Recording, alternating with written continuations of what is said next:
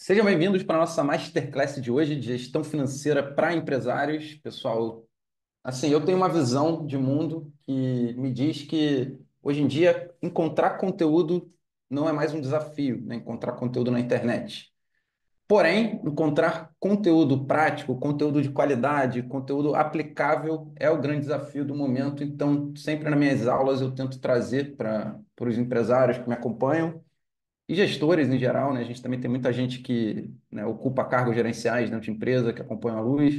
Eu sempre tento trazer, né, aplicação prática, né? Sair um pouco da visão teórica ali, né, de, sei lá, uma visão de fundamentos do fluxo de caixa, fundamentos de uma demonstração de resultado de exercício e entrar numa visão mais, cara, como é que isso influencia a minha vida, né? O que que eu posso fazer com isso? Como é que eu consigo, né, criar um financeiro aqui dentro da minha empresa, né, do meu negócio, que não gaste muito meu tempo, porque não é uma atividade fim, mas ao mesmo tempo é super importante você ter um financeiro equilibrado, um financeiro que te ajude a tomar decisões rápidas sobre o negócio. Então, eu tentei montar uma apresentação nessa linha aqui para hoje. Acho até que eu exagerei na quantidade de conteúdo. Vocês vão ter uma noite de bastante entrega aí da minha parte. Então, assim, normalmente eu até peço assim para vocês participarem bastante da aula, mas hoje, talvez por eu ter exagerado aí na quantidade de conteúdo, eu vou pedir para vocês irem colocando as dúvidas no chat, tá? Sempre que vocês tiverem dúvidas, coloquem no chat. Eu quero que vocês saiam daqui hoje com conteúdo em mãos para aplicar de verdade, assim, para colocar, né, na rotina de vocês. Então, coloquem no chat, mas mais para o final eu vou tentar abrir mais para dúvidas, beleza? Então vamos lá, né? Mais uma vez, obrigado aí pela presença e vamos para a nossa Masterclass em gestão financeira para empresários. Coloquem aí no chat também, pessoal, se vocês são empresários, se vocês ocupam um cargo gerencial, ou nenhum nem outro, né? É sempre bom entender o que que vocês fazem, né, da vida. Alguns eu já conheço, né? Marcelino, Flávio está aqui também, Karina, mas tem muitos que eu não conheço. Então, coloquem o que vocês fazem, porque é bom, né? Quando eu for dar algum exemplo, eu vou tentando direcionar mais para a prática de vocês mesmo. Então, primeiro, são dois, três slides sobre a Luz só, né? Apresentar aqui a minha empresa para vocês. Cara, a Luz é uma empresa que tem como missão, né, incentivar o empreendedorismo. Eu realmente acredito que o empreendedorismo move a sociedade à frente, né?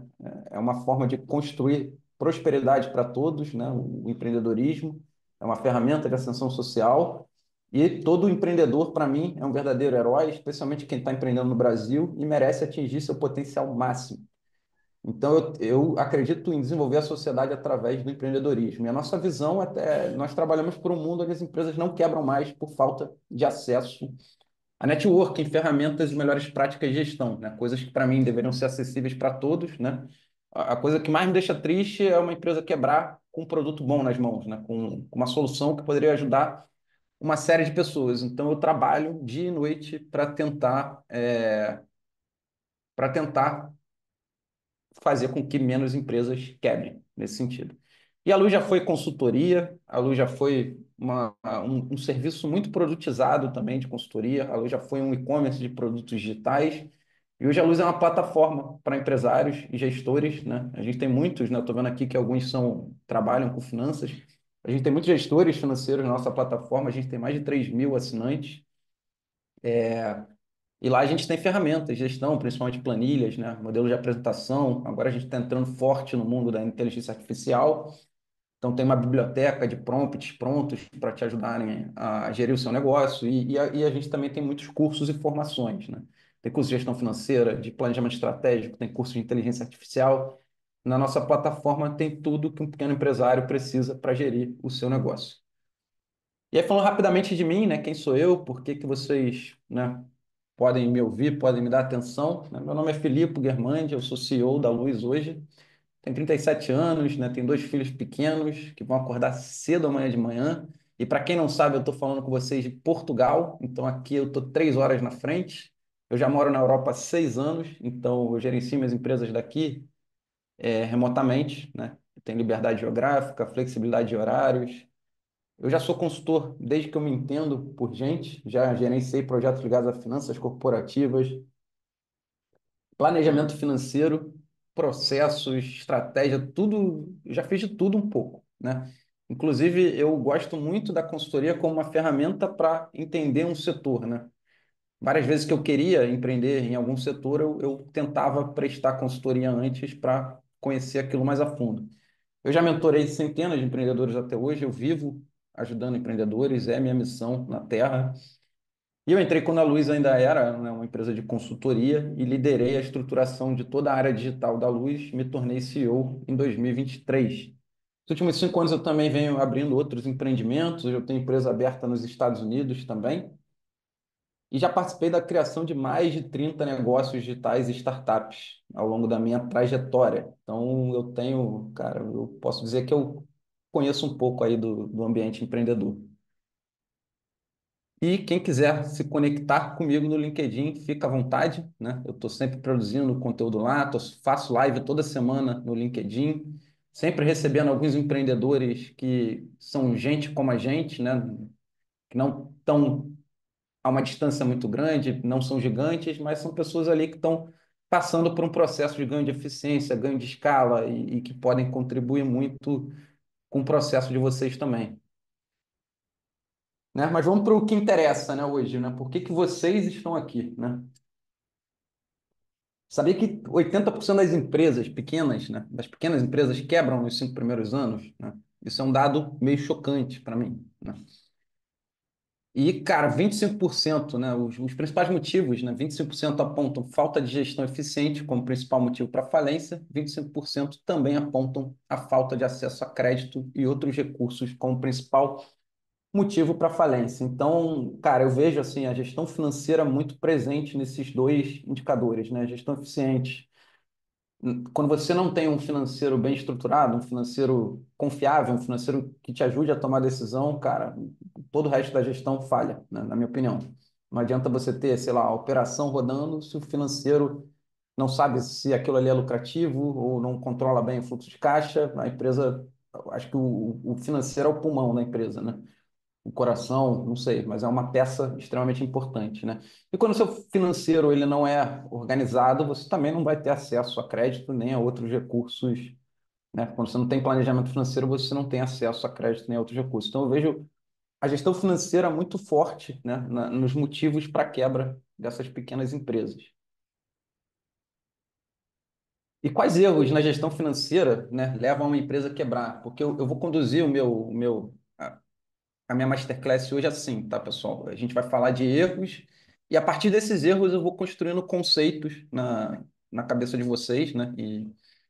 E aí eu vou ensinando não porque eu estou vendo aqui que tem muitos profissionais do financeiro já, mas a gente vai debatendo, né, cada um dos conceitos a partir de algumas experiências práticas que existem dentro dessas empresas. Então, na minha opinião, né, tem três quesitos principais que fazem uma empresa a desestruturar o seu financeiro e a partir daí, né, começar a caminhar para uma possível quebra ou para uma situação ali de insolvência, né, de falta de liquidez que pode levar a uma quebra no futuro. Primeiro é má gestão do fluxo de caixa, né? Então, quando a empresa não consegue gerir bem o seu fluxo de caixa, isso pode gerar muitos problemas, como entrar num ciclo de endividamento desnecessário, por exemplo, né? Quando a empresa não tem caixa, ela precisa antecipar certas coisas e começa a pedir empréstimo, né? Quem tem urgência acaba incorrendo em taxas mais altas, né? Porque, né, o banco está comprando risco. Então, esse é um primeiro problema ali, raiz, para que pode fazer as empresas quebrarem. O segundo é a falta de visão sobre lucratividade, tá? E eu vou falar sobre isso hoje, né? Muitas empresas confundem a questão do caixa e competência, né? E acabam achando que o caixa é lucratividade, né? E não é, né? Então, acho que muita gente aqui sabe que, né, caixa não é lucratividade. Então, se a empresa não desenvolve essa visão, essa análise dupla, né, de gestão de caixa e gestão de competência, da lucratividade em si, ela acaba tomando decisões a partir de um cenário que não é real, né? E isso pode fazer com que essa empresa comece a encaminhar para uma situação também ruim, porque ela começa, se ela acha que ela é lucrativa, ela não é, ela começa a aumentar custo fixo, né? E isso vai gerar problemas no futuro, né?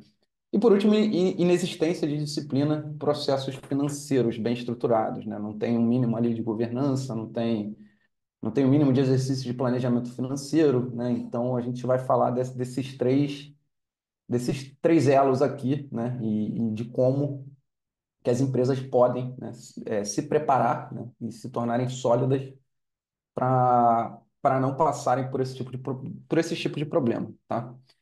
Então, primeiro falando do fluxo de caixa, né? Tipo, primeiro, quais são as causas comuns para a má gestão do fluxo de caixa? Por que que as empresas não conseguem gerenciar bem o fluxo de caixa? Acho que o primeiro quesito aí que eu vou levantar é não ter uma ferramenta adequada para lançamentos e controle, né? Tipo, e quando eu digo que não tem adequada, não tem adequada para o seu nível de complexidade no momento, tá? Porque tem empresa que usa ferramentas simplórias demais para o tamanho que elas têm hoje, né? Por exemplo, a empresa que já sei lá, já tem uma estruturazinha e o empresário ainda registra tudo na cabeça, sabe? Ou no papel, né? E tem empresas que estão nesse patamar e estão tentando usar softwares ultra complexos que mais atrapalham do que ajudam, porque você não consegue tirar um relatório rápido, você não consegue fazer uma mudança flexível, né? Você fica você está sempre naquela relação, né, de tipo tentar usar o software atual e não consegue, ou procurando um novo para implementar.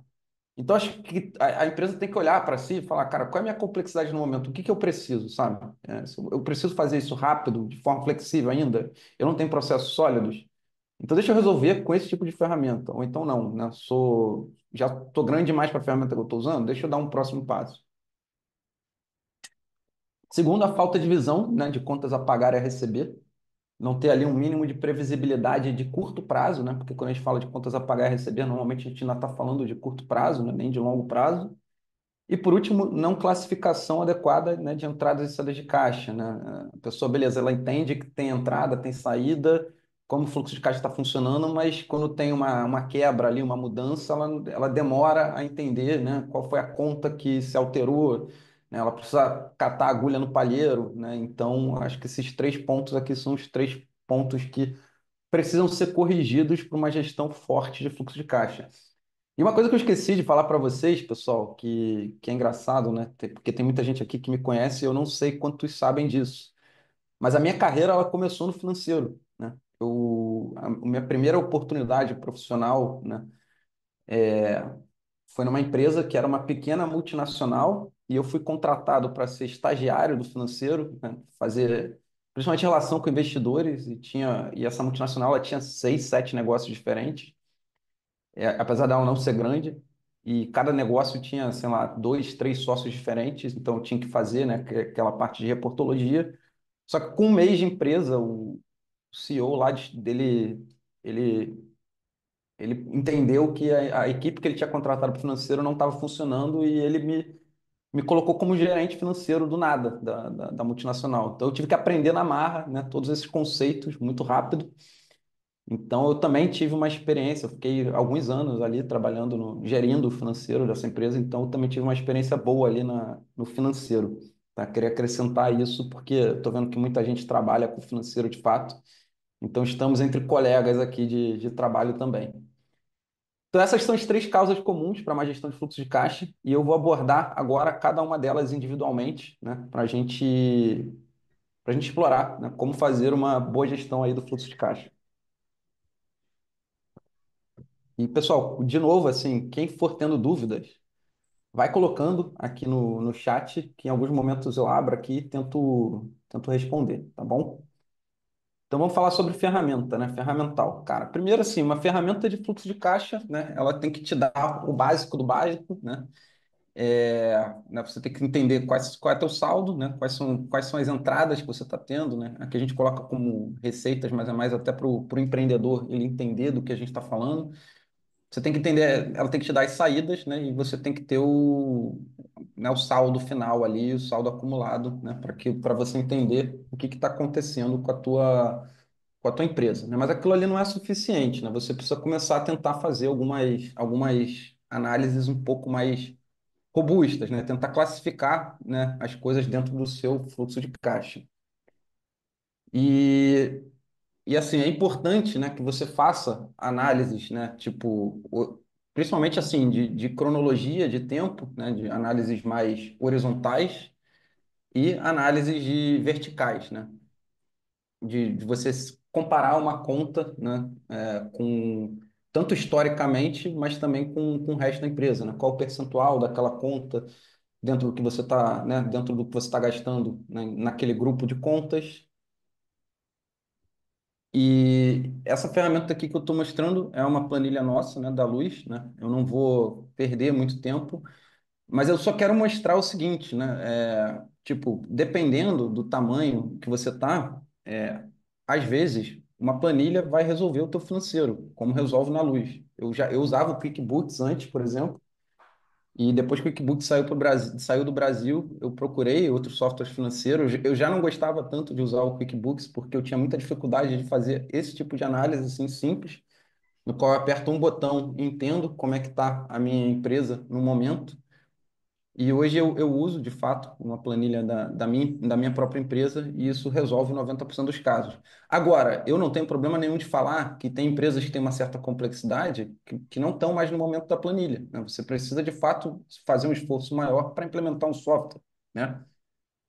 A única coisa que eu não recomendo, de fato, é manter a gestão 100% informal, né? No papel, né? Isso eu não recomendo de fato, tá? Então, essa pergunta que muita gente me faz, eu preciso de um software? Bom, cara, depende, né? Tua gestão, qual é a maturidade da sua gestão? Você hoje tem uma empresa, sei lá, você precisa de flexibilidade, você precisa de velocidade, ou você precisa de controle do teu negócio, né? Você precisa ter uma ferramenta à prova de erros. Se você precisa de uma ferramenta à prova de erros, talvez seja o momento de implementar um software. Você precisa de velocidade, né? Você quer entender o teu resultado com um clique, né?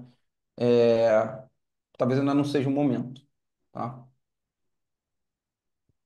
Então, uma boa ferramenta de gestão de fluxo de caixa é aquela que é muito fácil de usar e é flexível para o seu momento, tá? Ela te dá os relatórios que você precisa com poucos cliques, te permite tomar decisões rápidas e vai te entregar uma boa visão de curto e médio prazo, para começar. Então, na Luz você encontra algumas ferramentas que podem te ajudar, mas vamos entrar logo na parte de contas a pagar e a receber, porque essa parte de fluxo de caixa ela é bastante simples, né? Então, por que que contas a receber e contas a pagar são fatores muito importantes na gestão do fluxo de caixa?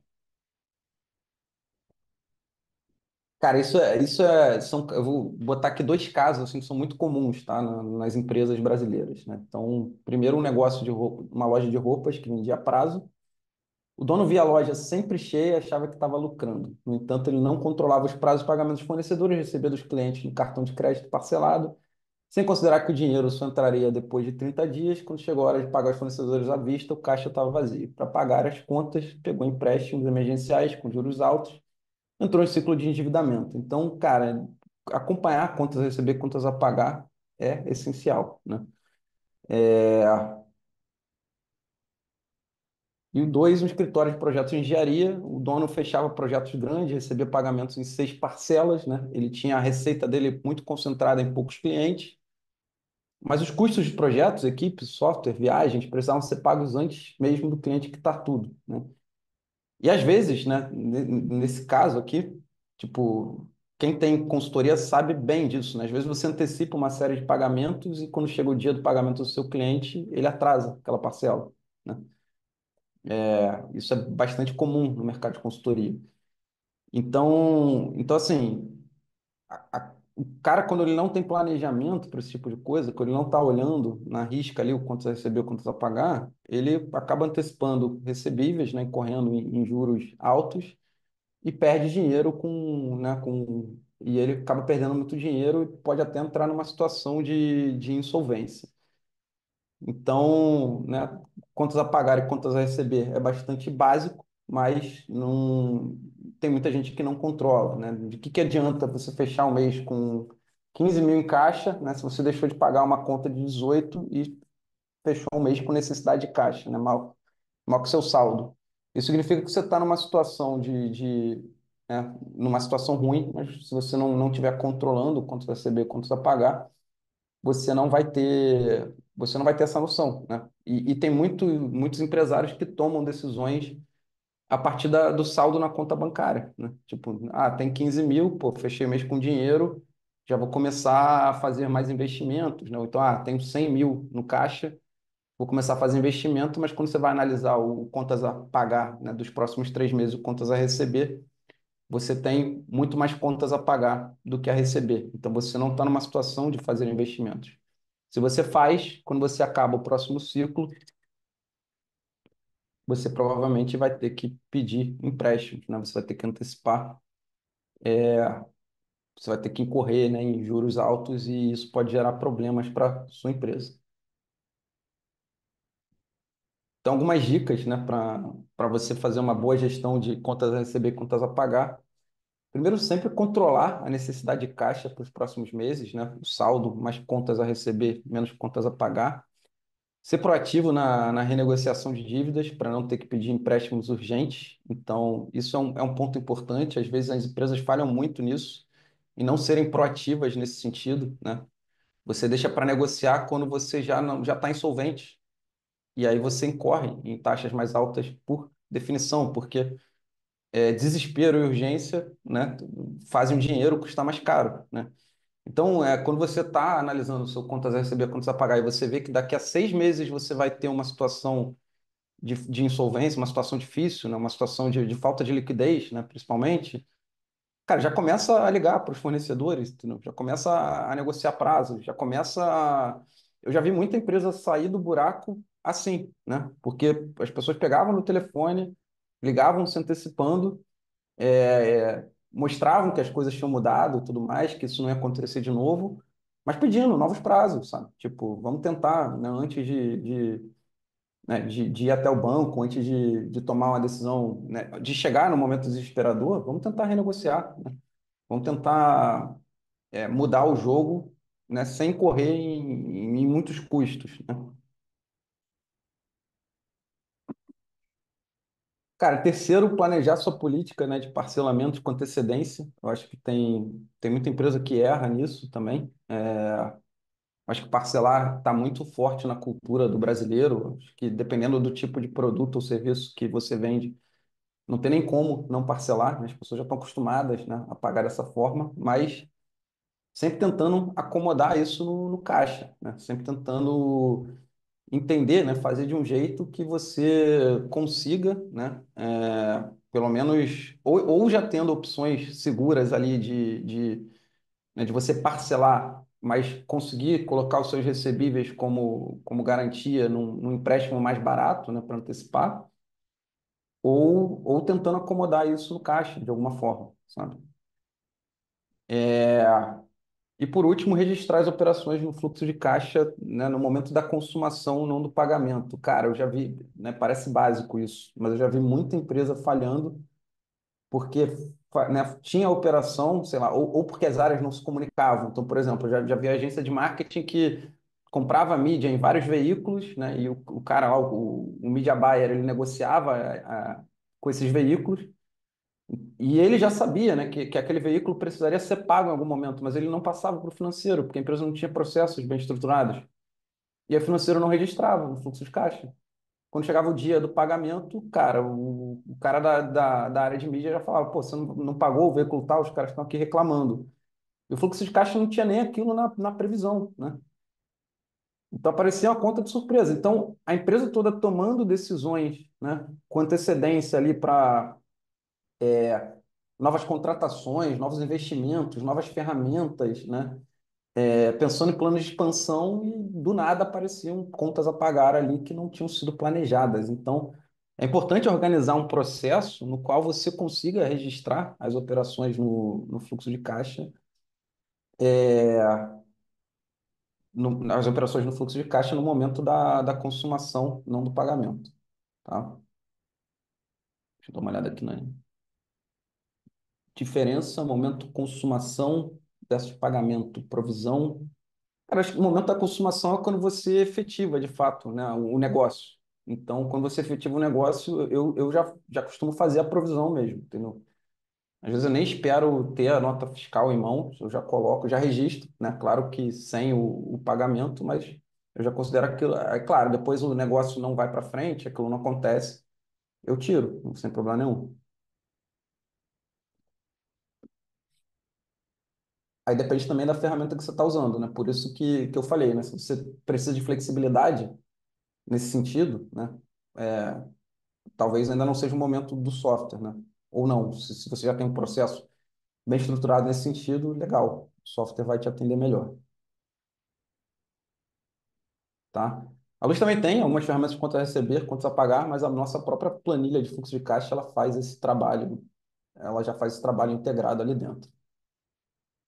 E por último, cara, não classificação adequada das entradas, né, e saídas de caixa, né? Beleza, né? Tem entradas, tem saídas, né? Tem contas ali sendo pagas, tem clientes pagando, mas, né, como é que isso está classificado dentro do fluxo de caixa, né? Você consegue tirar algum tipo de análise, né? Tipo, porque eu também vejo muito esse problema, né? Ah, o saldo tá. E é engraçado que muitas empresas elas tentam entender os maus momentos, mas não tentam entender os bons momentos. E eu sempre falo isso, cara. Tenta entender quando o momento tá bom, sabe? Se você teve um lucro muito acima da média, tenta entender por que que aquilo aconteceu, né? Analisa a fundo, né, a situação da sua empresa, onde é que você gastou mais, né? Quais foram as principais entradas, o que que variou dentro da empresa, sabe? Leva essa análise para o micro, né? Tanto nos momentos ruins quanto nos momentos bons.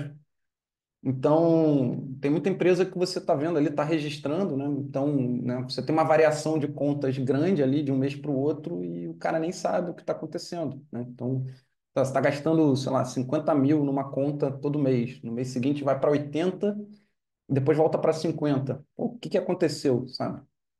Aquilo ali, né, impactou no resultado da empresa? Não impactou? Foi bom? Não foi, né?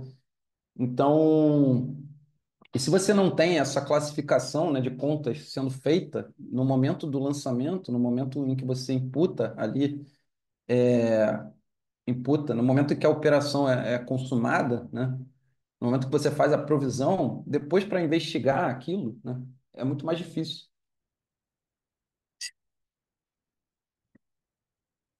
Então, nesse exemplo aqui, né, tipo, a empresa tem ali uma grande conta ali de despesas com marketing, ela gastou 5 mil em janeiro, gastou 5 mil em março e em fevereiro foi 15 mil, né? Que aconteceu, sabe? Tipo, essa informação tá clara para você dentro da sua empresa? Você clica dois botões e entende qual é a variação que teve no fluxo de caixa? Por que que o seu lucro que estava sendo X, né, nesse mês foi seu lucro não, né? O seu saldo de caixa estava sendo X. Por que esse mês ele foi menor, sabe? Você consegue ver isso em dois cliques, sabe? Tipo, se não for, tem algum problema com a tua gestão financeira, que pode estar no início dela, né? Porque você não fez um plano de conta gerencial sólido, ou pode estar na questão processual mesmo, né? Não só no ferramental, pode estar no final do processo, né? Porque você não para analisar, né? Então, uma dica que eu dou para todo mundo é construir um bom plano de conta gerencial. A gente, inclusive, vai entregar hoje para vocês uma cartilha de prompt ChatGPT, que a gente fez especialmente aí para ajudar em alguns temas aí da gestão financeira. Diogo, se eu não me engano, tem um prompt que ajuda a criar um plano de conta gerencial, certo? Está aí conosco? Certo, tem sim. Boa, boa. Então tem um prompt lá para ajudar vocês a construírem um plano de conta gerencial. A Marcelino colocou aqui desde erros de classificação, duplicidade, desvios, sim, com certeza, né? Se você não tem o fluxo de caixa bem estruturado nesse sentido, né? Você até perde, né, esse tipo de divisão, né? Você acaba tendo problemas no seu fluxo de caixa porque a informação não está detalhada de fácil acesso para você, né? Como dono do negócio ou como responsável pelo financeiro.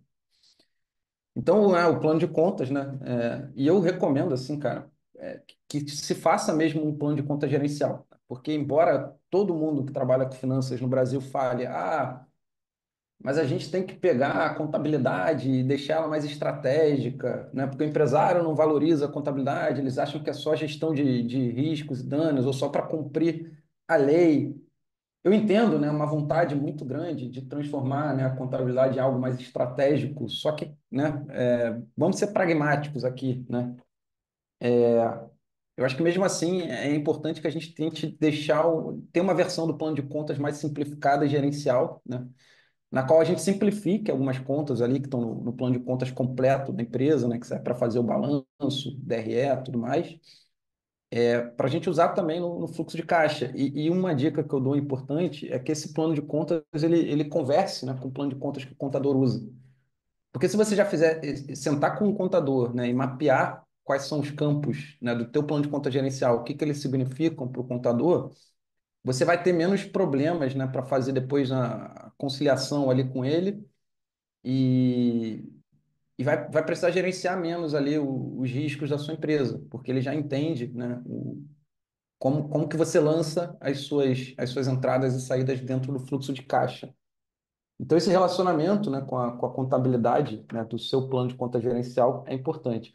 E o plano de contas, ele nada mais é que a estrutura, né, de grandes contas da empresa, né, receitas com serviços, receitas com produtos, custos, né, despesas, e você tentar quebrar isso em grupos, em subcontas, né?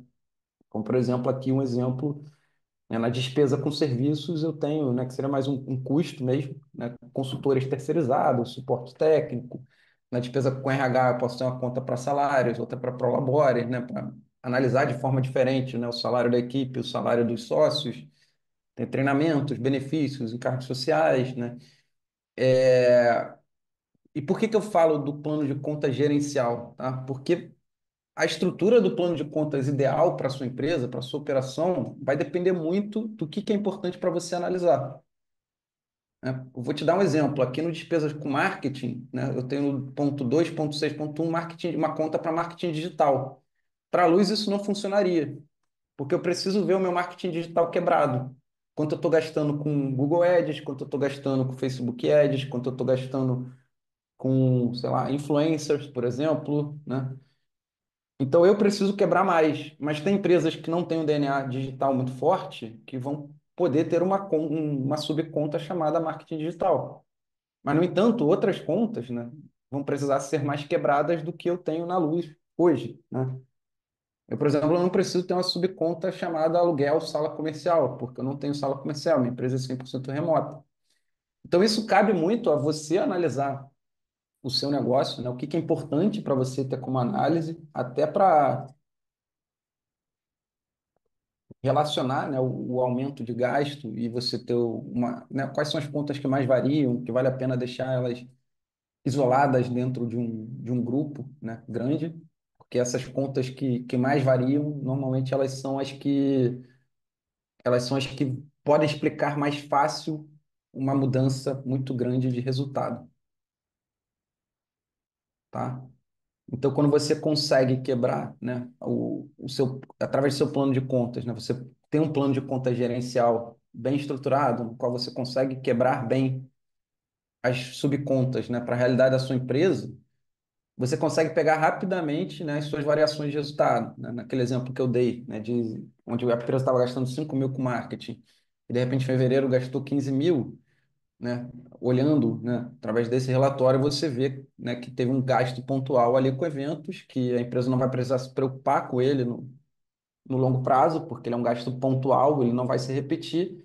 Então, foi uma subida ali de custo que foi uma subida de custo que não, né, que ela não vai precisar, né, ter isso como ameaça para o futuro. Mas poderia não ser, né? Poderia ter outra explicação nesse gasto aqui.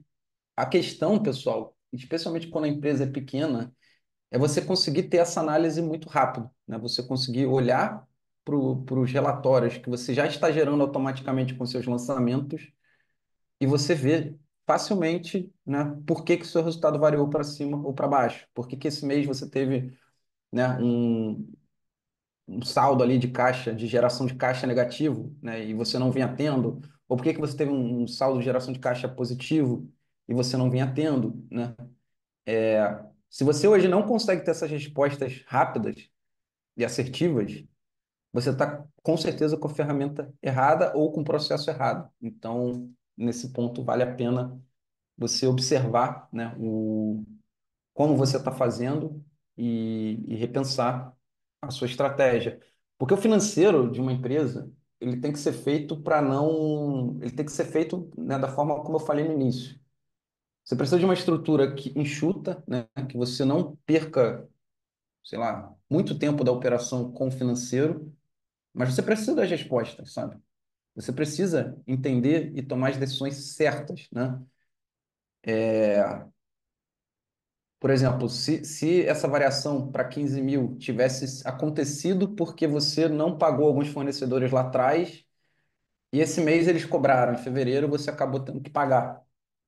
É uma situação que você poderia ter antecipado, né? Se você estivesse analisando o seu contas a receber ou o seu contas a pagar, né? Ou se você tivesse um processo certo, né, para evitar acontecer aquilo que eu falo, né? Do tipo, aquilo que eu falei aqui também usei como exemplo, né? Da agência de marketing, onde o comprador de mídia fechava 30 acordos diferentes no dia e ele esquecia de passar para o financeiro, a empresa não tinha governança nesse sentido, e quando as contas chegavam no financeiro, já eram urgentes, já estavam vencendo naquele dia, só que a empresa, né, normalmente demorava até as campanhas saírem e tal, demorava mais de um mês. Então a empresa passou um mês tomando decisões sem saber que ela teria aqueles vencimentos. Então ela olha, né, o fluxo de caixa, ela vê, né, até com um horizonte ali de 1 a 3 meses, e ela vê, cara, nossa situação está excelente, né? A gente está vendendo para caramba, o custo operacional está baixo, né? Não tem, a lucratividade está boa, né? O fluxo de caixa, a gente tem caixa disponível, né? A gente está no momento de investir. E é aí que mora o problema, né? Porque a empresa vai começar a investir e quando as contas chegarem, né? O financeiro vai ter que ser criativo para pagá-las. E criatividade e financeiro não combinam, né? Quem trabalha aqui com financeiro sabe disso. Criatividade é para a área de marketing, né? É para a área até de recursos humanos, é para o setor comercial. Criatividade e financeiro não combinam. Financeiro tem que ter as coisas certas, as coisas transparentes, as coisas corretas para que ele funcione bem como, né, o coração ali da empresa.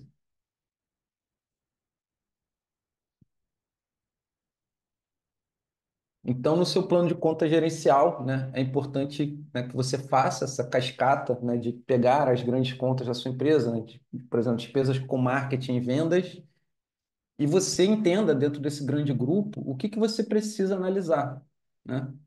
Então, como eu falei, vai ter muita empresa que vai fazer sentido ter, sei lá, marketing digital com uma conta inteira. Vão ter outras que vão estar operando tão forte no digital que essa empresa vai ter que quebrar em várias subcontas, né?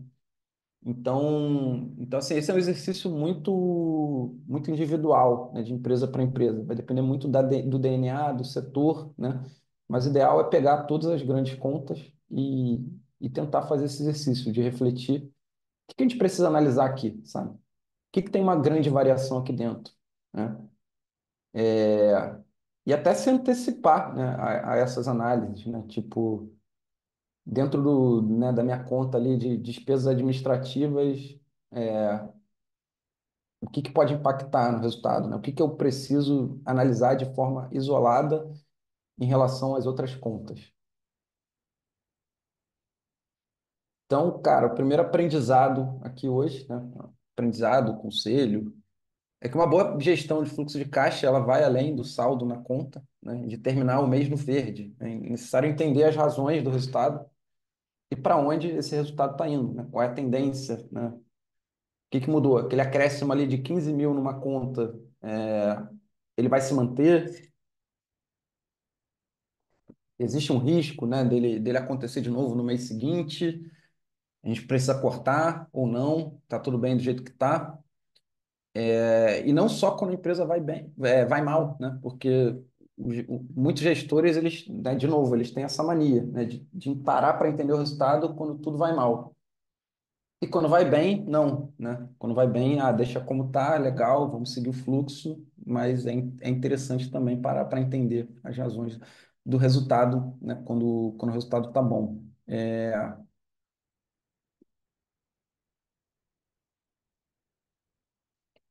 Então, assim, até o final aqui do encontro a gente vai preencher isso aqui tudo, mas algumas disciplinas financeiras que eu recomendo para todo mundo, falando principalmente de pequenas e médias empresas,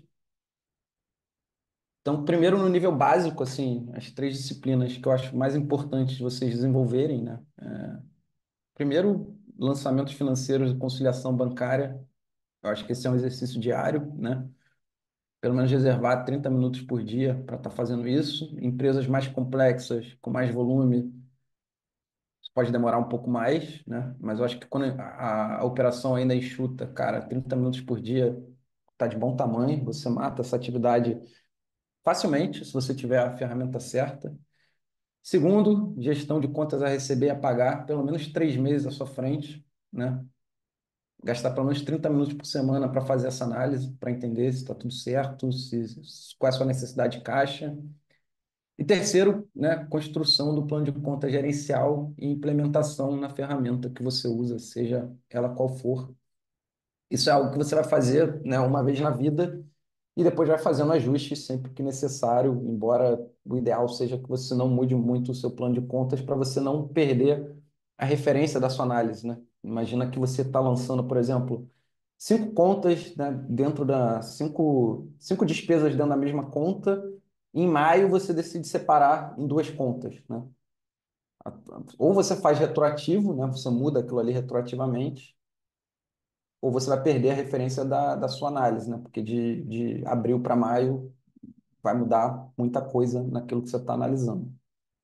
Mas esse é o nível básico, assim, tipo, quem não faz ainda uma dessas três disciplinas, cara, sai daqui hoje e começa a fazer, tá? Porque esse é o princípio aí de uma gestão financeira sólida. E eu acho que fazer essas três atividades aqui, né, incorporar essas três disciplinas financeiras, ela já te tira, sei lá, um grande volume de risco, tá? Porque te garante pelo menos uma visão do presente e do futuro de curtíssimo prazo, né? Você olhar os teus lançamentos, a sua conciliação, ver se o saldo do banco está batendo, entender quantas a pagar, quantas a receber 3 meses à frente e garantir que você tem uma estrutura gerencial de análise na qual você vai conseguir entender, né, o resultado de forma muito rápida, tá? Especialmente para quem é empreendedor e tem equipes pequenas, né? Eu focaria em começar a fazer essas três disciplinas e ao pouco ir incorporando as outras que a gente vai falar aqui. E financeira é igual em academia, né? Tipo, no início é difícil criar disciplina e tudo mais, mas depois que entra no hábito, a coisa vai melhorando, né? Então, tentar começar, né? Nem que sinta dificuldade, estranheza, mas tentar fazer essa disciplina, sabe? São 30 minutos por dia, cara, vamos fazer 30 minutos por dia, né? 30 minutos por dia para olhar a situação financeira da empresa, né? Já vai ajudar muito na forma como você se relaciona com o financeiro. Então, lucratividade, né? É o segundo motivo ali, pelo qual as empresas quebram, que é a falta de visão sobre lucratividade. Quais são os três principais fatores que eu vejo que levam a empresa ou a uma falta de visão sobre lucratividade ou a uma baixa lucratividade, tá? Primeiro, mistura entre vida pessoal e resultado da empresa. Isso é muito presente nas empresas brasileiras, tá? Pequenas, principalmente. Contadores adoram isso de paixão, né? Mas é uma coisa assim que eu, eu falaria assim, cara, tente não fazer isso em hipótese alguma. E se você vê isso acontecendo na sua empresa, cara, tenta cortar o mal na raiz, tá? Eu já vi isso atrapalhando muito diversas empresas. Todos os consultores financeiros com quem eu converso, né, no meu dia a dia, eles trazem isso, cara. Mais um caso disso aqui, são vários, né, vários empresários cometendo esse erro, né? A gente vai falar mais profundamente sobre ele, mas segundo, falta de diferenciação entre caixa e competência, né? Também vamos falar sobre isso. E terceiro, precificação mal feita ou custos elevados. Então, primeiro, né, acho que todo mundo conhece aqui, mas quem não conhece, vou explicar rapidamente, né? Existe um documento financeiro que é o demonstrativo de resultado do exercício, né? Também conhecido como DRE, né, no Brasil. E aqui eu botei na tela uma estrutura bem básica do DRE, né? Você tem a receita bruta ali, que é o quanto você vende, quanto você traz de receita. Você tem as deduções da receita, né? Devoluções ali. Se tem algum imposto sobre a receita, ele já entra ali também. Aí você tem né? Quando você tira as deduções, você entra na receita líquida. Depois você tem os custos diretos ali, né? Custo das mercadorias vendidas, principalmente. Quando você tira os custos diretos, você chega no lucro bruto. Depois você tem todas as despesas operacionais, né? Vou falar rapidamente sobre elas também. As despesas que mantêm a operação funcionando, né? Quando você tira elas, você chega ao lucro operacional da empresa. Depois você tem, né, os resultados que não são operacionais, o lucro antes do imposto de renda, né? Imposto de renda sobre o lucro, quando a empresa tem imposto que incide sobre o lucro, e você tem, por último, o lucro líquido. E normalmente, né, as boas análises que a gente faz, elas estão relacionadas a gente comparar, né, essas margens, né, margem de lucro bruto, por exemplo. A margem de lucro operacional é quando a gente coloca, né, o lucro bruto, por exemplo, sobre a receita bruta, e a gente entende quanto da receita a gente está conseguindo transformar em lucro bruto, né? Ou seja, quão impactantes são os nossos custos diretos. Ou então, né, quando a gente pega o lucro operacional, divide ele pela receita bruta para achar a margem de lucro operacional. Ou seja, quanto a nossa operação é lucrativa, né? Então, as principais análises que a gente faz, elas estão ligadas a isso, né? Só que, quando você tem despesas pessoais entrando nas despesas operacionais da empresa, você perde toda a visão de lucratividade do seu negócio, né? Porque imagina que você tem gastos seus, né, que você está pagando com a conta da empresa e aquilo ali acaba tendo que entrar como uma despesa operacional, né? Porque quando você paga com a conta da empresa, aquilo ali precisa ser classificado de alguma forma, né? E eu já vivi esse caso, né? Não na minha empresa hoje, mas em empresas que eu já prestei consultoria, cara. Tinha, por exemplo, uma empresa que eu prestei consultoria que um dos sócios, todo mês, ele jogava todos os gastos do cartão de crédito dele na empresa. Então tinha muito gasto, por exemplo, com gasolina. Ele colocava na empresa, ele falava que era despesa comercial, né? Que ele ia visitar o cliente, então ele abastecia. E você sabia que não era, né? Só que aquilo ali jogava contra ele, porque ele acabava tendo uma operação que não era lucrativa. Porque no final das contas, né? Aquilo ali estava sendo tudo deduzido do lucro bruto. No final, o lucro operacional dele era baixíssimo.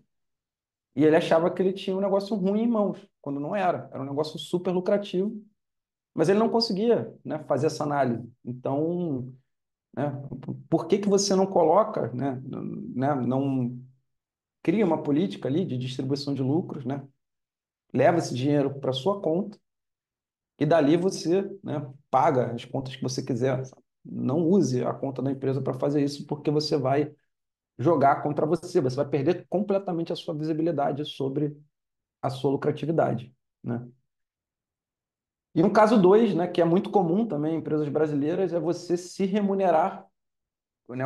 Você que eu digo é o empresário se remunerar com o que está sobrando no caixa todo mês, né? E o seu contador, obviamente, vai lançar, né, os seus ganhos como distribuição de lucro, né? Então, isso significa que a sua empresa vai ser lucrativa no papel, mas ela vai estar sempre sem caixa, ela vai estar sempre sem dinheiro, né?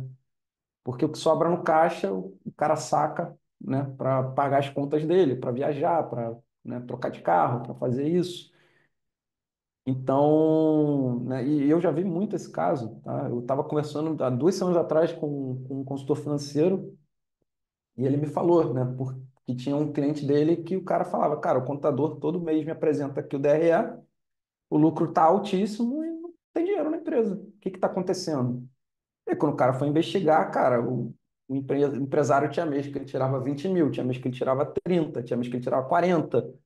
E ele mostrou para ele, cara, você tem uma operação super lucrativa. O cara tava com raiva da empresa dele, sabe?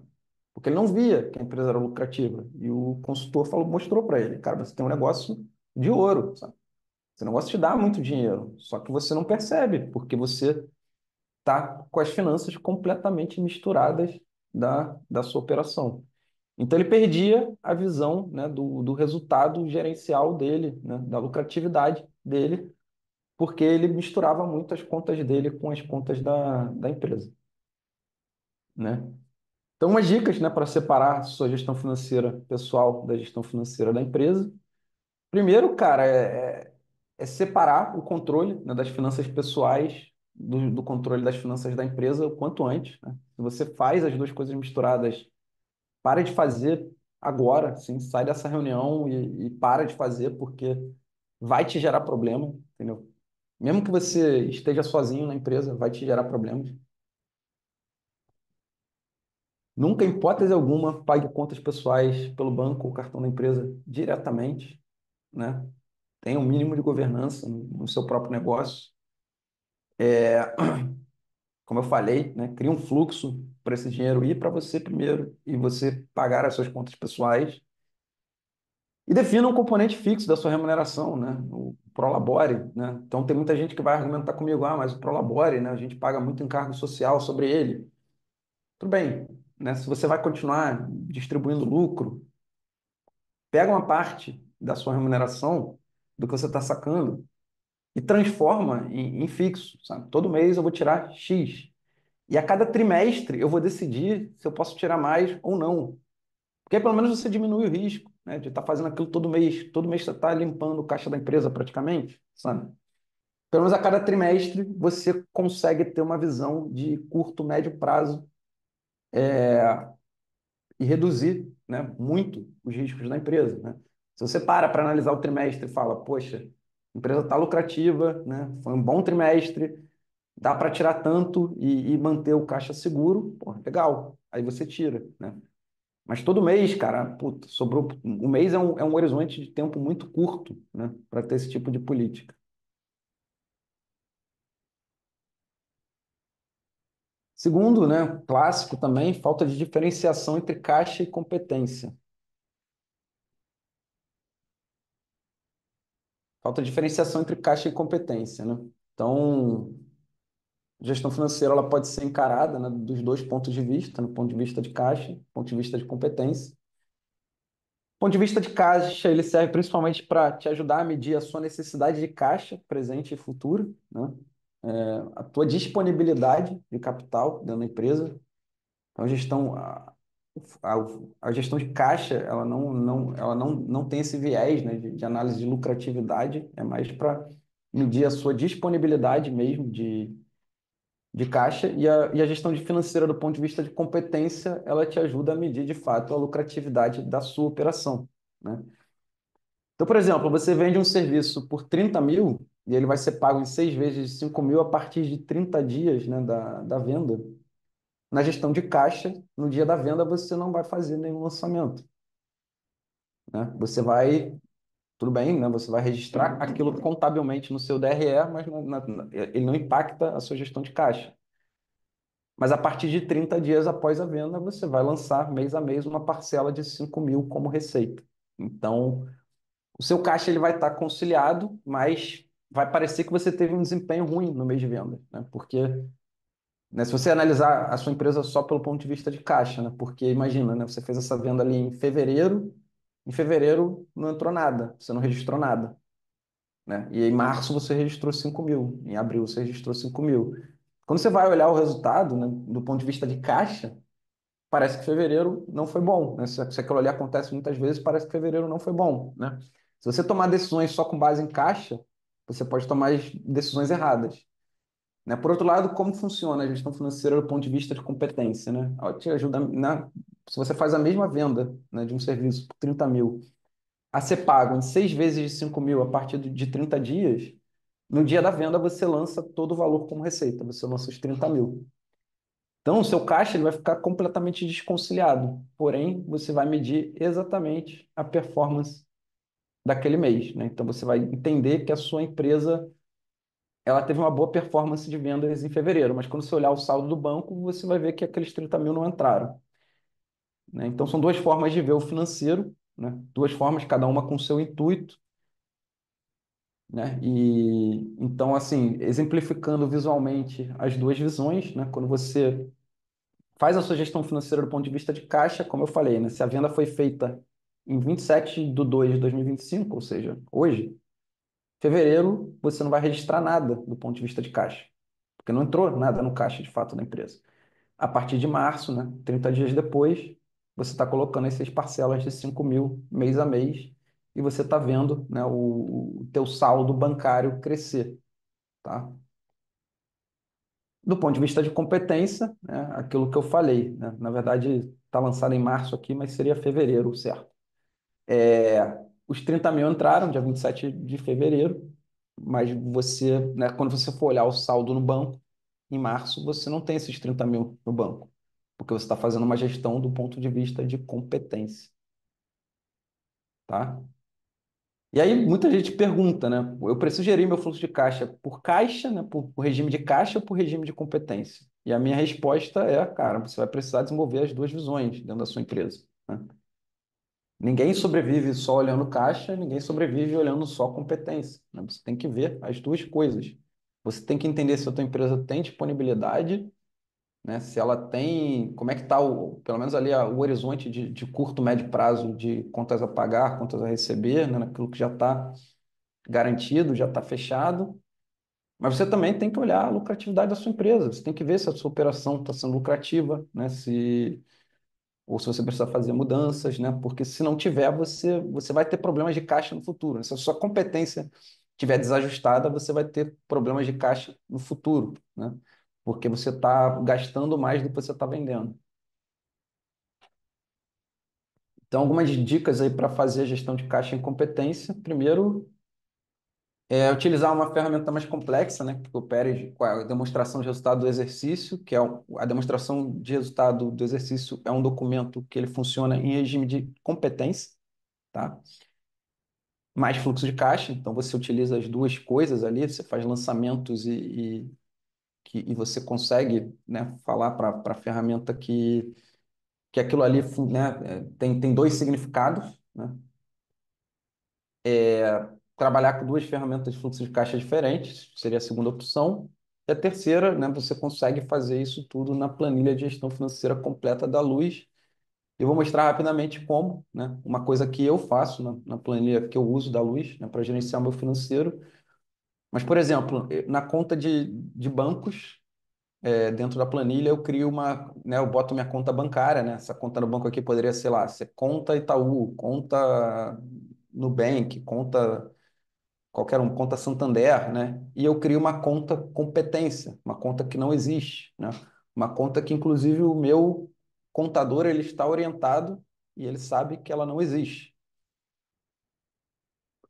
No mês da venda, eu faço um lançamento de receita com valor total da venda de 30 mil na conta competência. Então, dia 27/2, teve uma entrada de serviços, uma consultoria, por exemplo, na conta competência, né? Coloco o banco como conta competência, no valor de 30 mil, tá? Nos meses de recebimento de cada parcela, o que que eu faço, né? Eu faço dois lançamentos. O primeiro, como receita, no valor da parcela na conta bancária, né? Entrada de caixa na minha conta bancária. Então, eu boto aqui o banco, conta no banco, o valor de 5 mil no dia 27/3/2025. E o segundo lançamento, eu faço a mesma coisa, eu copio praticamente o primeiro lançamento, mas eu faço um lançamento de menos 5 mil na minha conta competência, tá? Eu vou mostrar por que que eu faço isso. E eu repito isso em todos os meses que vão entrar parcelas, né? Algumas pessoas chamam isso de conta gráfica também. Você pode chamar, se você tiver mais hábito, né, de usar conta gráfica, você pode chamar de conta gráfica na sua ferramenta, né? Vai ter o mesmo significado. Mas o que que acontece, né? Primeiro, o meu relatório principal de fluxo de caixa, né? Ele me mostra o meu resultado por competência. Então, eu tenho aqui uma entrada de 30 mil em fevereiro, e é como se eu tivesse ali né, um saldo de 30 mil, beleza, mas aqui eu estou analisando competência. No meu relatório de fluxo de caixa por bancos, quando eu seleciono a minha conta bancária, eu vejo exatamente a movimentação que eu tive na minha conta bancária, ou seja, entradas de 5 mil de março até agosto. E o meu saldo bate com o banco, né? O meu acumulado aqui bate com o banco. Então, eu tenho essa conta aqui está super conciliada, né, com a minha conta bancária, mas eu não perco o referencial de competência. E no meu relatório de fluxo de caixa por bancos, quando eu seleciono a conta competência, no final ela fica zerada, ou seja, ela não atrapalha no resultado geral da empresa. Fica sempre zero. Eu faço isso também com cartão de crédito, por exemplo, né? É uma boa forma de gerenciar cartão de crédito, né? Quando eu pago o cartão de crédito, né, sai aquele valor inteiro do banco, mas o momento em que eu fiz os gastos, né, onde eles batem na fatura do cartão, eles não, né, às vezes eu estou pagando no meu cartão de crédito gastos referentes ao mês anterior, né? Então é referente a uma outra competência, não é o mês corrente. Então eu faço isso, né? Eu faço uma saída na conta bancária para uma conta cartão de crédito, faço uma entrada no mesmo valor e os, eu faço os lançamentos da fatura do cartão no dia da competência delas na conta cartão de crédito. Então no final minha conta cartão de crédito fica zerada, né? Porque eu tenho a entrada e as saídas, e a minha conta bancária fica conciliada, fica certinho. Então dá para fazer, né? Caixa e competência na mesma ferramenta, não precisa nem ser na planilha da luz, você pode usar outra ferramenta para isso, desde que você use, né, a conta gráfica, né? Que eu estou chamando aqui no exemplo de conta competência, tá? E precificação mal feita, custos elevados são outros motivos comuns para a falta de visão sobre lucratividade. Então, um exemplo, né? Acho que todo mundo aqui está familiarizado, mas sempre bom repetir. Qual a diferença entre custo e despesas, né? O custo são os gastos que variam diretamente, proporcionalmente às vendas, né? Então, quando você faz uma venda a mais, você aumenta o seu custo naquela unidade. Por exemplo, o cacau, né?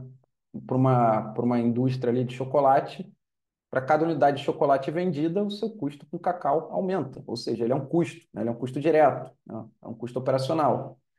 O aluguel do escritório não aumenta, né? Se você paga ali um aluguel, você vende um pouco mais de chocolate, um pouco menos, ele é fixo, né? Ele não muda. Ah, beleza, em algum momento aquele contrato pode ser renegociado, você pode precisar de uma estrutura maior, né? E vai ter um aluguel maior, mas ele não varia proporcionalmente às vendas, né? Então, quando isso acontece, é uma despesa, tá? E por que que é importante saber isso, tá? Eu vou antecipar dois conceitos aqui também e vou mostrar um exemplo para vocês, né, do porquê que ter a precificação controlada sempre e a gestão dos custos é muito importante, tá? Dois conceitos que eu acho que todo empresário, né, ou todo gestor financeiro tem que controlar em sua empresa são a margem de contribuição e o ponto de equilíbrio, né? O que que é margem de contribuição? Margem de contribuição, e eu gosto de calcular a unitária, né, ou seja, por produto. Então, o que que é margem de contribuição unitária? É o preço unitário de venda de um produto menos os custos unitários, né? Normalmente, isso aqui entra matéria-prima, principalmente. Então, quando eu calculo a minha margem de contribuição unitária, o que que eu estou calculando? Eu estou calculando para cada produto que eu vendo, quanto sobra do valor dele para eu cobrir as despesas fixas da empresa e para distribuir lucro para mim, né? Ou para os donos da empresa. Então, se eu tenho uma camisa, por exemplo, que eu vendo ela a R$ 100 e ela tem R$ 50 de margem de contribuição, a cada camisa vendida eu tenho R$ 50 para cobrir as despesas fixas da empresa, tá? E esse conceito é muito importante, especialmente se ele é utilizado junto com o ponto de equilíbrio. Ponto de equilíbrio é um dos indicadores mais importantes, tá? Dentro do universo gestão financeira para uma empresa. Porque o ponto de equilíbrio, ele mostra quantas unidades você precisa vender para que né, a sua receita se iguale aos seus gastos. Ou seja, você ter lucro zero. Então, nesse mesmo exemplo, né, qual é a fórmula do ponto de equilíbrio? Custos fixos sobre margem de contribuição. Então, eu divido os meus custos fixos pela minha margem de contribuição. Quando eu falo de custos fixos, tá, pessoal? São as despesas, principalmente. Tá? Aquelas despesas que não variam muito, ou tem pequenas variações, né, proporcionais às vendas, tá? Então, assim, se meu custo fixo é R$ 10.000 por mês, né, pegando o mesmo exemplo da camisa ali que tem margem de contribuição de R$ 50, o cálculo do meu ponto de equilíbrio, ele vai estar em 10.000 sobre 50, ou seja, preciso vender 200 unidades para que a minha empresa tenha lucro zero. A partir da unidade 201, eu estou começando a ter lucro. Então, naturalmente, o ponto de equilíbrio, ele é a primeira meta de toda empresa todo mês. né? Porque se você não passa do teu ponto de equilíbrio, você vai ter prejuízo. Então, ter o ponto de equilíbrio na ponta da língua, e poucos empresários têm, né, é extremamente relevante como disciplina financeira, tá? E por que que isso é importante, tá? Eu vou dar um exemplo aqui, pessoal. Então, vamos imaginar o seguinte cenário, né? Uma indústria produz e vende camisas em escala, né? Eu estou botando aqui que tem um produto único só para simplificar o meu exemplo, tá? Então, ela vende camisa, ela tem um custo com matéria-prima de R$ 15, tá? E ela tem despesas quase fixas de 124 mil, tá? Botei aqui uma estrutura simplória aqui só para a gente entender o exemplo, tá? Vamos dar uma olhada aqui em três cenários para sempre. Vamos dizer que a situação atual dela seja essa. Ela vende para né, para empresas, marcas próprias ali, né, porque ela é uma indústria. Ela vende para algumas marcas, algumas confecções, né, por R$ 35,70. Ela tem de custo variável R$ 15. Ela tem uma margem de contribuição de R$ 20,70. Tá? Eu estou deixando o exemplo bem simples para vocês entenderem. Digamos que ela venda 2.500 unidades todo mês e ela tem um custo fixo de 55 mil, né? Eu mudei o custo fixo em relação a outra tela, não se assustem. Ela está hoje operando no prejuízo, né? Se ela tem 2.500 vendas por mês, ela está operando no prejuízo, porque 2.500 vezes a margem de contribuição não é suficiente para pagar os custos fixos, né? Ela está tendo um prejuízo de 3.250. A maioria das empresas que estão nessa situação começa a olhar para as despesas fixas para entender o que vai cortar, né? Então, a solução um dela pode ser essa, né? Ela pega o custo fixo de 55 mil, ela quebra ali, corta alguma coisa e joga para 51.750, né? Ou, sei lá, 51 ou 50, né? Para tentar ter lucro positivo.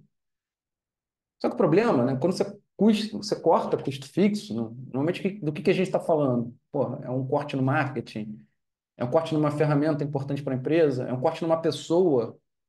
Será que a empresa vai continuar vendendo 2.500 unidades, né? Com esse corte? Será que ela vai perder produtividade, né? E aí eu vou mostrar o exemplo 2 para vocês, né? Aqui nesse exemplo, ela fez um aumento no preço de menos de R$ 1 e ela fez um corte de R$ 1 no custo variável. Ela renegociou com fornecedores, ela cortou menos de R$ 1 no custo variável. Ela aumentou a margem dela em menos de R$ 2, né? Se ela conseguir vender a mesma quantidade, né, com o mesmo custo fixo, ela vai ter lucro positivo. Então, assim, eu não estou falando que a solução 2 é melhor, mas eu estou falando que se você não está analisando os seus custos de precificação, né, se você não tem noção da sua margem de contribuição, do seu ponto de equilíbrio, você não consegue pensar na solução 2. E para empresas que têm muito volume, talvez a solução 2 seja o melhor dos mundos, né? Então, para mim, margem de contribuição e ponto de equilíbrio são dois dos indicadores mais importantes dentro do universo de gestão financeira, tá? A gente tem uma série de planilhas de formação de preços dentro da Luz, várias, a gente tem acho que mais de 8, tem para hotel, tem para projeto de consultoria, tem para curso, tem para todos os tipos de negócio, e ela já tem cálculo de margem de contribuição e ponto de equilíbrio embutidos dentro delas, e a gente tem uma planilha só para cálculo de ponto de equilíbrio também, né? Se você quiser fazer uma análise à parte, né, numa estrutura mais complexa de empresa, analisar, sei lá, todos os produtos juntos, né? Fazer uma análise temporal, ela também pode te ajudar bastante, né? Até mesmo para consultoria, ela ajuda bastante, tá? Então, cara, às vezes a gente está preocupado com o custo do aluguel, né, ou de um funcionário, quando R$ 1 no ajuste de preço ou no custo unitário fazem toda a diferença para aquela empresa. Então, é muito importante controlar, né, a competência, a margem de contribuição e o ponto de equilíbrio do seu negócio. Beleza? Até aqui, pessoal. Estou indo muito rápido. O ruim dessas aulas é que eu também não posso tirar, sei lá, 2, 3 horas do tempo de vocês, né? Então, acaba que algumas coisas ficam rápidas, mas, como eu falei, vão colocando dúvidas aqui, comentários no chat, que em alguns momentos eu vou abrir aqui para pegar um pouco, tá? Então, vamos falar de novo das disciplinas financeiras, tá? Tem a gestão financeira a nível básico, né? Que principalmente focada ali na gestão do fluxo de caixa, na qual, para mim, o mais importante é você fazer lançamentos financeiros, e ter a conciliação bancária diariamente atualizada. Tem o segundo passo, que é quando você começa a olhar contas a receber, contas a pagar, pelo menos 3 meses à frente, para você ter aquela visão de curto prazo, né? E terceiro, quando você consegue, né, construir um plano de conta gerencial estratégico e implementa na sua ferramenta de controle financeiro para você conseguir ter análises mais rápidas, mais assertivas, né, de acordo com a sua necessidade. Então, para quem não faz nada no financeiro, esses são sempre os 3 primeiros passos que eu recomendo. Em seguida, nível intermediário, né, quando você começa, né, depois de olhar para o caixa, você começa a olhar para a lucratividade, né? Você entende que sua empresa precisa de governança, precisa ser profissional, você entende que sua vida pessoal não pode estar misturada com as finanças da empresa. Você começa a gerenciar a sua competência, ou seja, o seu resultado gerencial ali, né? Se você está tendo, independente do caixa, do saldo do banco, se você tem uma operação lucrativa, e quando você começa a controlar sua margem de contribuição, seu ponto de equilíbrio, para entender, né, quanto você precisa vender, quanto você precisa aumentar sua margem, né? Se você tem espaço para diminuir sua margem. Isso é importante até em políticas de descontos, né? Você entender até onde sua margem pode ir, né? E onde você começa a ter problemas. E são atividades que dá para serem feitas, né? Com as ferramentas certas muito rápido, né? Gastando na pouco tempo operacional aí dos gestores. E por último, né, eu falei da inexistência de disciplina em processos financeiros. Eu vou falar desse ponto aqui, desses pontos aqui bem rápido, tá, pessoal? Porque eu acho que, por exemplo, falar de planejamento financeiro, eu precisaria ter um encontro só sobre isso, né? Porque a quantidade de coisas que dá para a gente falar nesse sentido é muito grande. Eu vou tentar passar mais rápido por aqui, mas esse é o terceiro motivo pelo qual as empresas quebram. Inexistência de disciplina em processos financeiros. Estou falando primeiro, né, da falta de rotinas financeiras, enxutas e bem definidas. Cara, alguns erros comuns que eu vejo em empresas, sabe? Não definir processos junto aos clientes, fornecedores e equipe. Não ter uma política de cobrança definida e até mesmo automatizada, né? Fica ali a cargo ou do time financeiro, ou às vezes até do próprio dono, né? Ficar cobrando os clientes que estão inadimplentes cara, né, se está na cabeça do dono, ele acaba esquecendo e aquilo ali gera problemas de caixa, né? E não ter uma rotina mesmo de controle, lançamentos e análise, tá? Então, algumas dicas práticas que eu dou, cara, assim, toda empresa pequena, na minha opinião, simplifica muito a sua operação quando ela define datas de pagamento. Então, né, eu já tive isso na Luz, né, quando nós éramos menores, né, toda vez que eu fechava com um fornecedor, eu já falava para ele, ó, a gente só paga no dia 5 e no dia 20. Então, se você quiser entrar no ciclo de pagamento, você me manda a nota fiscal, né, ou boleto, ou o que quer que seja, pelo menos 7 dias antes. Isso já estava no meu processo de negociação com fornecedores. E eles entendiam, né? Ah, mas a minha empresa tem um ciclo que, apesar de pequena, gira muito mais rápido. Cara, tudo bem, você pode definir um dia por semana, 2 dias por semana, mas tenha uma política de pagamento definido dentro da sua empresa e que as pessoas das outras áreas conheçam essa política, né? Elas saibam como essa política funciona para que isso possa ser cumprido dentro da empresa. Aí definir rotinas semanais, né, para lançamentos, analisar contas a pagar, contas a receber, né, ou até diárias mesmo, né, dependendo do volume da empresa ali.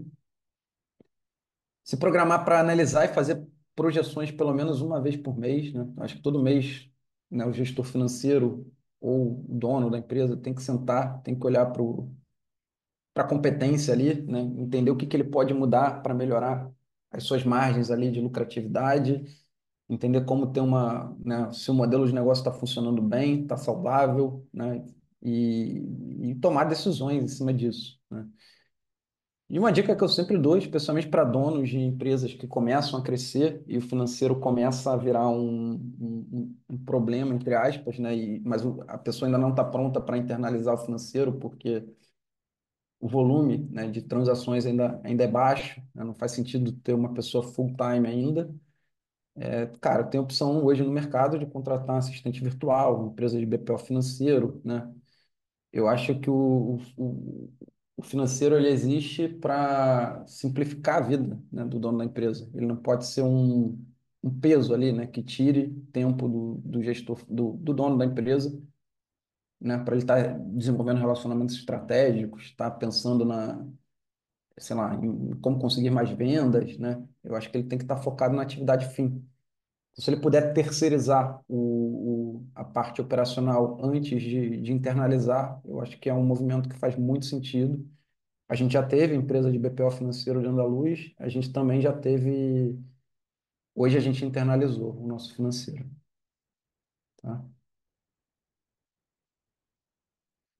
Marcos, vou guardar sua pergunta para o final, tá? Quais as resistências da micro e pequenas empresas em contratar uma consultoria financeira empresarial? Beleza. E uma dica extra, pessoal, que eu dou para todo mundo é manualizar os processos, entendeu? Então, né, existe um tipo de documento que é o Procedimento Operacional Padrão, o POP, em inglês é SOP, né, que é Standard Operation Procedure. Eu acho importante, tá, pessoal, para esses processos mais sólidos que você vai criando para a empresa, tentar deixar tudo manualizado, até porque isso serve depois como onboard, né, de novas pessoas na equipe. Entra uma pessoa na empresa, ela, né, se aquele processo de compras, por exemplo, ela vai estar ligada a ele, aquilo ali afeta o financeiro, ela precisa, né, ter um documento que explique as rotinas financeiras para ela, como ela tem que, né, como funciona o processo de pagamento, né, o processo de cobrança, para ela entender e não descumprir os processos financeiros por falta de informação. Então, ainda mais hoje, né, com a inteligência artificial, ficou muito fácil tentar, né, pedir ajuda, né, para as plataformas, né, de conversacionais de inteligência artificial para tentar criar melhores práticas para sua empresa, né? Se você explicar bem a situação, ele já vai te dar uma boa base do como, né, de como estruturar ali as suas rotinas. Falta de planejamento financeiro, né, é o segundo motivo aí de, né, de disciplina e de inexistência, né, de disciplina em processos financeiros.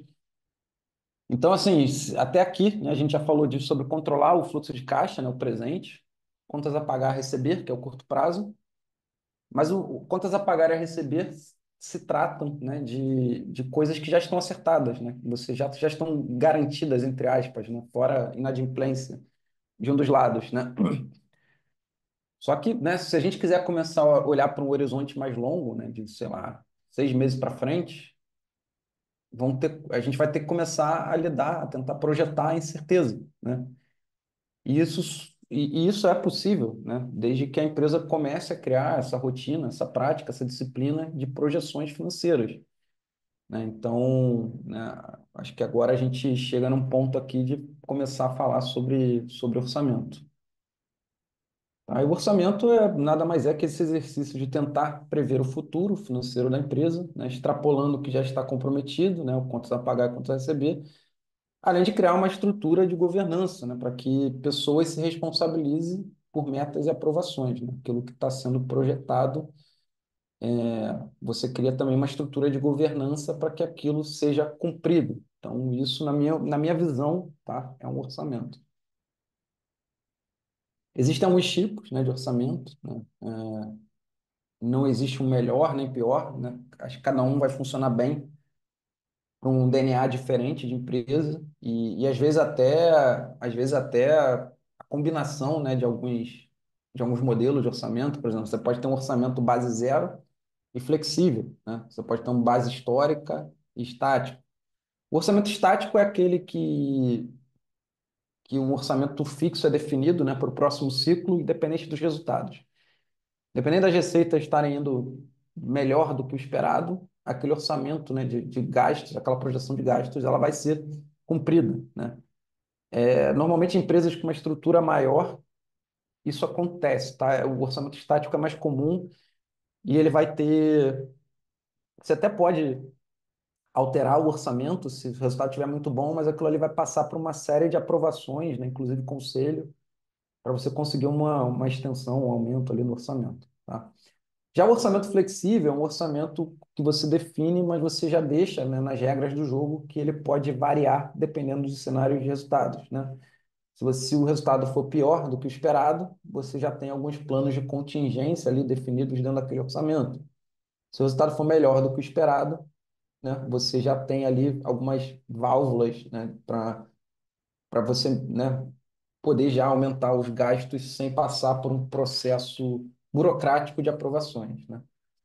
O orçamento base zero é o orçamento em que todas as contas elas são projetadas como se elas não existissem antes. Então, as decisões elas são tomadas com base em mérito e necessidade mesmo. Então, por mais que você esteja gastando, sei lá, você gastou, né, sei lá, 50 mil por mês em marketing no ano passado,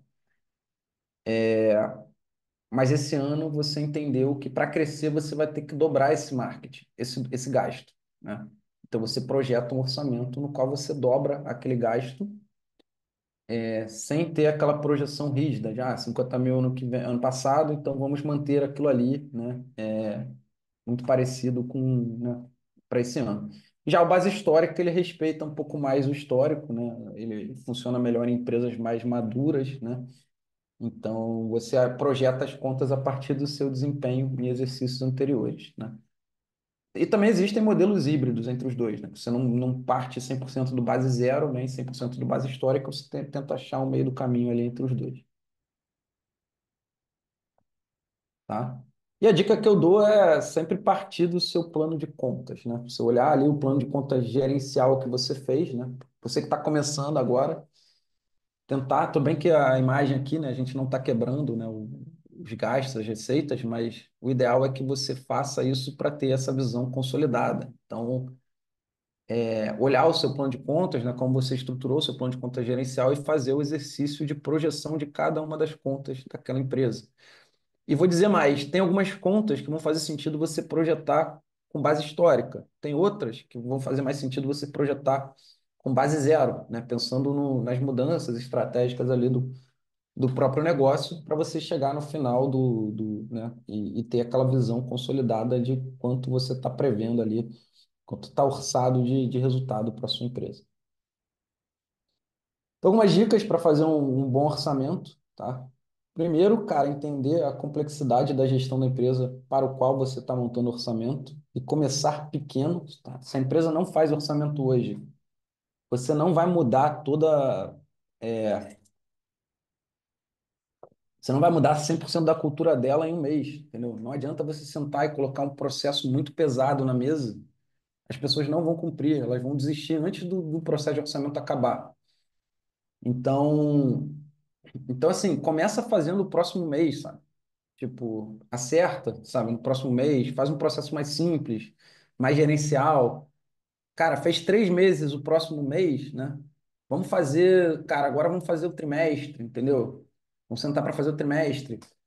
Cara, a empresa começou a colocar aquilo no DNA dela, cara, vamos fazer por mais tempo, né? Vamos pegar aqui, vamos tentar projetar um ano agora, para ver como é que vai ser, né? Então, isso é importante, porque o orçamento é um hábito, né? Eu acho que dentro das empresas, né? E para a empresa que não faz nada, começar a fazer tudo é muito difícil. Então, né, por mais, se você for dono, né, começa tentando ser a mudança dentro da própria empresa, mas fazendo pequeno para depois ir crescendo. E se você é gestor financeiro, também tem essa maturidade de entender que não vai começar perfeito do jeito que você quer, tá? Normalmente, né, a estrutura assim de uma empresa pequena ali, média, né, no orçamento é essa, né? O diretor financeiro é o grande condutor do processo, né? Ele que faz a mediação entre as pessoas interessadas, né? Consolida os orçamentos, vai no diretor de uma unidade de negócio ou de uma área e entende quanto eles estão projetando de gasto, quanto estão projetando de receita, faz a negociação com o presidente, que é o decisor final, né? Quem dá as diretrizes e aprova o orçamento. Em empresas maiores, você também tem a figura do conselho, né? O presidente submete o orçamento ao conselho, o conselho precisa aprovar aquele orçamento, mas normalmente numa empresa pequena, média, é o presidente que dá. que dá, né? É o decisor final. Então entenda a complexidade para entender primeiro, né, que tipo de orçamento você vai fazer. E se aquela empresa já faz, não faz, né, para você começar pequeno.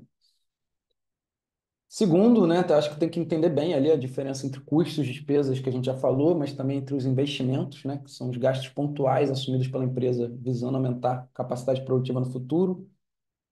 Então, né, por exemplo, compra de novas máquinas, novas obras, que são gastos ali que não são operacionais, mas eles melhoram a qualidade da operação, porque eles precisam aparecer no orçamento, mas eles vão ter um comportamento completamente pontual, né? Enquanto as despesas vão acontecer todo mês, mas não necessariamente vão variar em relação à receita, já os custos são completamente relacionados à venda, né? E à produção. Então, são três categorias de gasto aí que vão se completar completamente, que vão se comportar completamente diferentes na sua estrutura de orçamento. Terceiro, modelar as receitas, não simplesmente imputar uma taxa de crescimento, né? Você olhar, no ano passado foi 1 milhão o faturamento, então vamos botar 10% de crescimento. Então, vamos mirar 1,1 milhão, né? Não, tenta refletir, né, sobre o volume de vendas, o ticket médio, a capacidade produtiva, qual é o custo de aquisição de clientes, né? A gente consegue crescer 10%, consegue mais? Como está funcionando o funil de vendas, sabe? A empresa tem audiência para vender mais? Não tem, sabe? Um crescimento de 20% é factível? Não é, sabe? Modela as receitas. As receitas são a parte mais incerta, né, de uma projeção financeira. Então, modela, né? Entende quais são os drivers ali que vão levar aquela empresa a bater, né, suas metas, a conseguir um resultado melhor ou pior, e entende como, né, esses drivers estão funcionando hoje, né? Porque às vezes a empresa teve 1 milhão de faturamento no ano anterior, mas os 3 últimos meses foram os piores do ano, entendeu? Ou o contrário, foram os melhores do ano. Nos últimos 3 meses a empresa cresceu, sei lá, 30% em relação ao ano anterior. Então, né, antes de simplesmente imputar um crescimento, né, faz uma análise mais aprofundada. Incerteza é risco, né? Quanto maior a sua incerteza sobre o futuro, mais pessimista você precisa ser sobre as suas projeções. Então, por exemplo, quando eu estou montando orçamento, né, e eu tenho uma linha de produto já consolidada, eu posso colocar uma expectativa ali, né, mais alta desde que eu faça esse racional sobre a minha projeção de receita. Quando eu tenho uma linha de produtos completamente nova, às vezes ela nem entra, eu nem coloco receita no orçamento, eu coloco só os gastos, né? Porque a minha operação tem que conseguir pagar por aquilo, independente das receitas, porque isso é um teste, né? Uma coisa completamente nova. Então essa é uma dica até que eu dou, né? O orçamento ele não é uma meta de vendas, ele é uma projeção, ele é um plano para a empresa, né? Estar organizada, independente do cenário que você tem à frente. Então, se é uma coisa que ainda vai ser lançada, eu faço muito isso. Eu só coloco as despesas, né? Só os gastos no meu orçamento. Eu não coloco nem as receitas, né? Porque aí, se vierem as receitas, e normalmente elas vêm, né? Legal, eu tenho margem de manobra dentro do meu orçamento. Se não vierem, já era a minha expectativa. Aí, por último, né, utilize algumas ferramentas aí para te ajudar, né? A gente sempre tem na Luz, eu costumo dizer que a gente tem tudo que uma pequena, média empresa precisa para fazer sua gestão. Então, a gente tem planilha de diagnóstico financeiro, né, para você diagnosticar a empresa antes do orçamento. Tem várias empresas, várias, né, ferramentas de indicadores também financeiros. A gente tem, né, planilha de controle financeiro completo, que funciona bem ali para fazer o dia a dia, modelagem. E a gente também tem uma planilha de orçamento empresarial. E por último, falta de estrutura de decisões e sobre esse passo eu vou falar muito rápido aqui, né? Sobre essa razão, eu vou falar bem rápido. Mas a real, pessoal, se você está gerindo hoje uma pequena empresa, né? Se você é o líder de uma pequena empresa, você, por definição, acumula cargos na sua empresa, né? Então, se você é a pessoa que solicita o gasto e aprova, você vai aprovar tudo, né? Eu, por exemplo, na Luz, né, eu tenho várias ideias todo dia.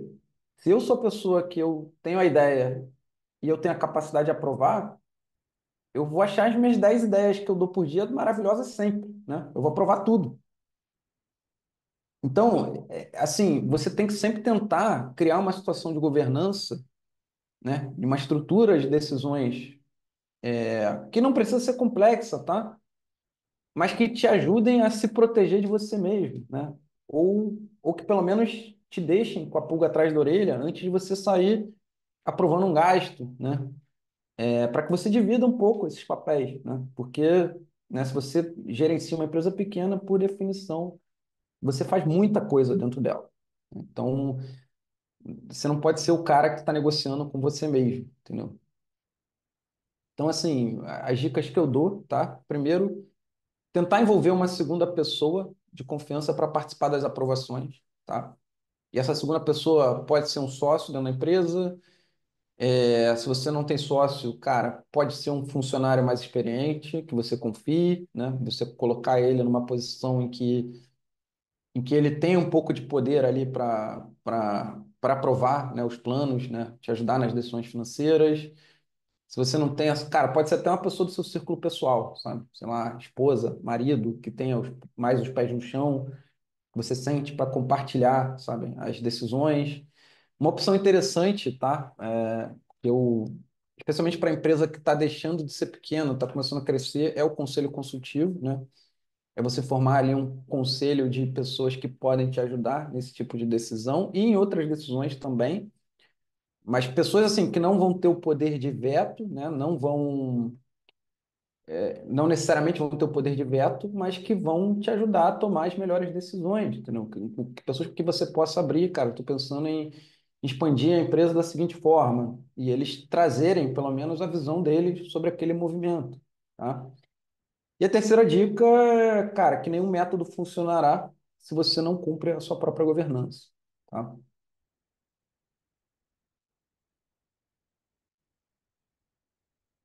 Então, né, voltando às disciplinas financeiras, tá? A gente passou pelo nível que eu considero básico, né? Tipo, se você não faz nada, começa a fazer a gestão do seu fluxo de caixa, né? Lançamentos, conciliação bancária, gestão de quanto vai receber e a pagar pelo menos 3 meses à frente, construção do plano de contas gerencial, né? Para que você consiga tomar melhores decisões, entender, né? Como que as contas estão se comportando, entender rapidamente as variações ali na sua gestão, né, financeira, nas variações do resultado também, né? Depois você tem um nível que eu considero intermediário, que é quando você para de olhar só para a caixa, começa a olhar para a lucratividade, né? E o primeiro passo para isso é, se você não faz ainda, faça o quanto antes, né? Separar a sua vida pessoal das finanças da empresa, né? Em seguida, começar a olhar, né? Começar a fazer a gestão da competência, né? Do seu resultado gerencial, né? Ter esse olhar sobre a performance da empresa financeira, independente da gestão de caixa, tá? Terceiro, controlar margem de contribuição e ponto de equilíbrio com o máximo de precisão que você, né, precisa fazer. E eu mostrei um exemplo aqui, pessoal, de uma empresa que vende produtos em volume, mas isso vale para serviços também, né? Acho que todo consultor ele tem que entender, por exemplo, quanto ele quer receber de salário e quantos projetos de consultoria ele precisa tocar ao mesmo tempo para chegar no ponto de equilíbrio dele, né? Um ponto ali que consiga dar para ele a vida que ele quer levar, né? Isso é um exercício importante de ponto. Toda empresa precisa fazer esse exercício de ponto de equilíbrio.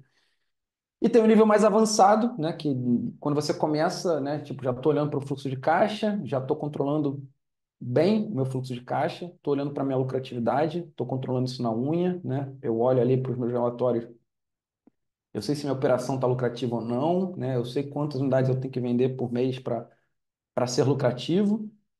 E quando você faz isso muito bem, você já tem propriedade para começar a exercitar o terceiro nível, né, o nível mais avançado, que é quando você começa a fazer a gestão orçamentária e olhar para o seu longo prazo, né? Tipo, quando você começa a construir e evoluir processos financeiros, né, manualizar tudo, né, você começa a ficar um pouco mais rígido, né, não só com a equipe interna, mas com fornecedores e clientes.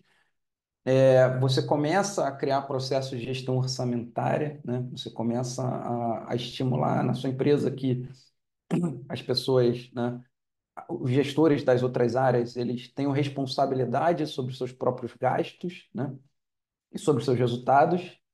e você começa a criar uma estrutura mínima ali de governança, tá bom? Então, mas eu deixo como terceiro aprendizado aí, né? Métodos de gestão financeira e ferramentas, eles são operados por pessoas. Se você não começar mudando a sua própria mentalidade, né, como gestor de uma empresa, nada funcionará. Então, né, tudo que eu disse aqui é muito bonito, mas, por exemplo, se você cria uma governança que você não cumpre, nada disso aqui vai funcionar. Se você fala que vai separar os gastos pessoais dos gastos da empresa, mas apareceu uma conta e por urgência você pagou pela empresa, nada disso vai funcionar, entendeu? Então, acho que a mudança ela começa ali no principal gestor ali, líder da empresa, tá? Então, gostou, né? Quer aprofundar, né? A gente tem lá na plataforma Luz Prime um curso maior de gestão financeira, né? Aqui, como eu falei, eu passei por tudo muito rápido, né? Tipo, eu quis fazer essa masterclass aqui em uma hora, né? Bateu 1h40 até, pô, ficou bastante tempo. Então, tem um curso na plataforma Luz Prime, né? Onde a gente fala sobre conceito, gestão financeira e fluxo de caixa de forma muito mais aprofundada, a gente fala de previsibilidade e ponto de equilíbrio. Falamos também de processo, controle orçamentário e falamos de inteligência artificial e automatização de algumas rotinas financeiras. Depois o Diogo vai botar o link aí para vocês. A gente tem uma série de ferramentas dentro né? Eu mostrei aqui alguns exemplos, né? Uma série de ferramentas dentro da nossa plataforma. A gente tem vários cursos dentro da nossa plataforma. A gente tem curso de inteligência artificial para pequenos negócios. A gente tem aula que ajuda, né, vocês a criarem agentes de inteligência artificial, ou seja, agentes criados dentro, por exemplo, do ChatGPT para cumprir funções até mais complexas dentro da sua empresa. Então, hoje eu tenho muito orgulho de dizer assim que a gente criou ali um espaço que ajuda muito na gestão das pequenas e médias empresas do Brasil. Eita, não, foi sem querer.